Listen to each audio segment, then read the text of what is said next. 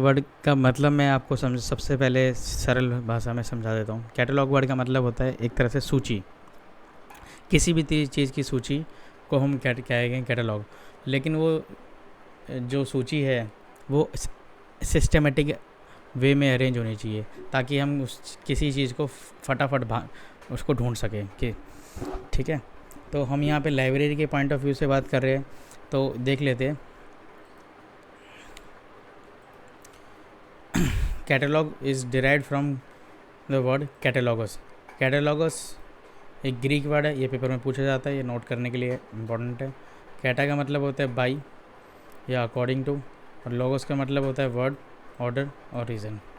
तो कैटलॉग, जैसे कि मैंने पहले बताया, इज़ क्या होता है, ये is a list of something. और वो लिस्ट किसी भी चीज़ की हो सकती है, बुक्स की हो सकती है, मोबाइल फ़ोन की हो सकती है, कलर शेड्स की हो सकती है, किसी भी चीज़ की हो सकती है, लेकिन वो सिस्टमेटिक ऑर्डर में अरेंज हो, ताकि हम उस डॉक्यूमेंट को, उस बुक को, और उस जो भी चीज़ हमने लाइब्रेरी में रखी हुई है, जैसे मैगज़ीन हो, बुक्स हो, सीडी रोम हो, माइक्रोफिल्म हो, उसको जल्दी से जल्दी फाइंड आउट कर सकें। तो यहाँ मैंने डेफिनेशन लिख रखी है। लाइब्रेरी कैटलॉग क्या होता है? List of document available in a particular library. एक लाइब्रेरी के अंदर कितने डॉक्यूमेंट्स है अगर हमें पता करना है तो कहाँ जाके पता करें? तो उस लाइब्रेरी का कैटलॉग देखिए कि उस लाइब्रेरी में कितनी बुक्स हैं। तो एसेशन नंबर जितना होता है, जितनी एसेशन नंबर होता है उसका, मान लें कि 5000 एसेशन नंबर है, तो इसका मतलब उस लाइब्रेरी के अंदर 5000 बुक्स हैं। ठीक है। तो जो कैटलॉग होता है उसके अंदर एंट्रीज़ होती है बहुत सारी, कंटेन। तो कैटलॉग क्या करता है? एंट्रीज अरेंज करता है। Contain the entries arrange systematically according to the catalogue code adopted by the library. तो कैटलॉग में बिब्लियोग्राफी डिटेल्स हम सारी की सारी एंटर करते हैं, और कैटलॉग खुद हम जब बनाते हैं तो अलग अलग वे में बनाते हैं, CCC या एंग्लो अमेरिकन कैटलॉग कोड। ठीक है। तो कैटलॉग का मेन फंक्शन क्या होता है? To provide location number. Location number और कुछ नहीं, ये होता है कॉल नंबर। ठीक है। और कॉल नंबर किसका प्रोवाइड करता है? वो डॉक्यूमेंट का, which enable the user to locate the document.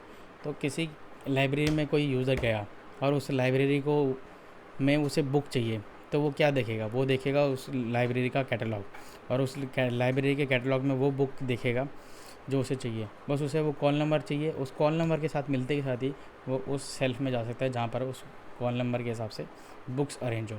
ठीक है। तो ये देखिए कॉल नंबर क्या होता है असली में? कॉल नंबर होता है क्लास नंबर, बुक नंबर और कलेक्शन नंबर। इन तीनों को मिलाकर बना जाता है हमारा क्लास नंबर।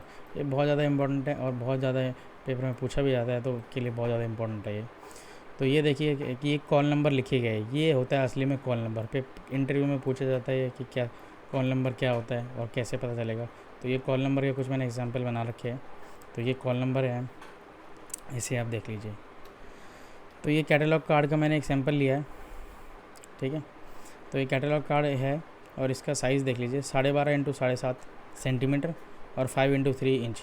ये बहुत ज़्यादा इंपॉर्टेंट है, ये पेपर में कई बार पूछा जाता है, तो ये आपको पता होना चाहिए। और ये फर्स्ट इंडेंशन है, ये सेकंड इंडेंशन है, और ये थर्ड इंडेंशन होता है, लेकिन ये इमेजनरी लाइन के रूप में फॉर्म में बनाया जाता है। ओरिजिनली खुद पेंसिल से ड्रा करा जाता है। ठीक है। और ये होती है हॉरिजॉन्टल लाइन। यहाँ पे लिखा जाता है आपका, ये देखिए ये लिखा जा रखा है आपका क्लास नंबर। ठीक है। यहाँ लिखा जाता है आपका ऑथर का सरनेम, फिर कॉमा डाल के फोरनेम, और फिर लिखा जाता है कोलोन डाल के लिखा जाता है टाइटल ऑफ द बुक। और फिर ये सारी के सारी एंट्रीज़ लिखी जाती है, और इन सब एंट्रीज़ को लिखी जाती है। फिर यहाँ पे पेजेस कितने हैं, उसका साइज़ कितना है, और बाकी डिटेल्स दी जाती है। अगर एक कार्ड में पूरा नहीं डिटेल दे पा रहे तो हम ये मेन एंट्री हो जाती है, और अगर जो बाकी अलग कार्ड में बनती है एंट्री, उसे हम बोलते हैं एडिट एंट्री। तो एक मेन जो बनती है वो होती है मेन एंट्री, और आगे जो बनती है वो होती है एडिट एंट्रीज। ठीक है। तो जो भी ये हमने जो प्रोसेस में जो लिखा है यहाँ पर, ये सब चीज़ें, ऑथर का नाम, कॉल नंबर, एसेशन नंबर यहाँ लिखा जाता है ऊपर, एक कॉल नंबर यहाँ लिखा जाता है, ऑथर का नेम, टाइटल, ये सारे का सारा लिखा जाना, इसे हम कहते हैं bibliography data of the document. और इन सब लिखने को प्रोसेस को पहले हम फिज़िकली करते थे जब हमने कैटलॉग कार्ड हमारे फिज़िकल फॉर्म में होते थे, और आज के टाइम पर ये सारे काम हम सॉफ्टवेयर की हेल्प से करते हैं। और इसे ही हम कहते हैं सॉफ्टवेयर की हेल्प से जब हम इस डाटा को एंट्री करते हैं तो इसे हम कहते हैं प्रोसेस ऑफ कैटलॉगिंग। ठीक है, तो पर्पज़ क्या होता है लाइब्रेरी कैटलॉग का, जैसे मैंने पहले ही बता चुका हूँ मैं आपको कि लाइब्रेरी कैटलॉग का काम एक ही होता है, to find the document in a library in fastest possible way. किसी भी लाइब्रेरी के अंदर हमें जल्दी से जल्दी अगर कोई बुक डॉक्यूमेंट ढूंढना है तो हम कैटलॉग की हेल्प लेंगे। तो वो डॉक्यूमेंट कुछ भी हो सकता है, बुक्स हो सकती है, मैगज़ीन हो सकती है, माइक्रोफिल्म हो सकती है, ई रिसोर्सेज में CD रोम हो सकता है, DVD हो सकता है, और वो ये सारे के सारे डॉक्यूमेंट्स अलग अलग सेल्फ में अरेंज होते हैं। तो पहले के टाइम पर ये कैटलॉग कैबिनेट होता था, इसमें अरेंज करते थे हम कैटलॉग कार्ड। लेकिन आज के टाइम पर हमारा डाटाबेस बन चुका है कैटलॉगिंग में सॉफ्टवेयर के अंदर, और उसमें हमारे कैटलॉग अरेंज हो जाते हैं। और हम सर्च कैसे करते हैं कैटलॉग, वो ऑनलाइन में ओपेक की हेल्प से, ऑनलाइन पब्लिक एक्सेस कैटलॉग होता है, उसकी हेल्प से हम कर सकते हैं सर्च। ये देखिए ये कैटलॉग कार्ड है, ये सारे अरेंज हो रखे हैं एक कैटलॉग कैबिनेट के अंदर। ठीक है, ये आपको पता होना चाहिए, पहले के टाइम पर ऐसे अरेंज होते थे। तो मेन पर्पज़ हमने देख लिया है। लेकिन चार्ल्स सेमीकटर एक बहुत बड़े लाइब्रेरियन थे जिसे फादर ऑफ लाइब्रेरी कैटलॉगिंग भी कहा जाता है।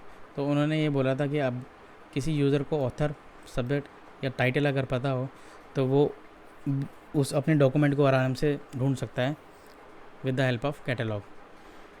पहले के टाइम पर कैटलॉग कार्ड से, और आज के टाइम पर सॉफ्टवेयर से ढूंढ सकता है। ठीक है, तो सॉफ्टवेयर में बस उसे क्या करना है, अगर ढूंढना है तो वो ऑथर वाले सेक्शन में जाएगा, ऑथर का नेम डालेगा, पहले सरनेम फिर फोरनेम, और सर्च का बटन दबाएगा।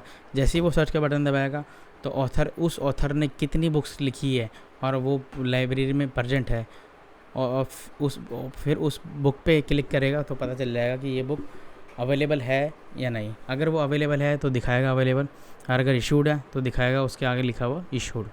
ठीक है, तो लाइब्रेरी के अंदर जब हम कैटलॉगिंग करते हैं तो 2 टाइप की एंट्रीज़ बनती है। मेन एंट्री जिसमें सबसे ज़्यादा इन्फॉर्मेशन हम कोशिश करते हैं कि दे पाए, और अगर कुछ ऐसी इन्फॉर्मेशन है कि तो उस डॉक्यूमेंट एक उस कैटलॉग कार्ड में नहीं आ सकती तो एडिट एंट्रीज़ में उसे कवर करा जाता है।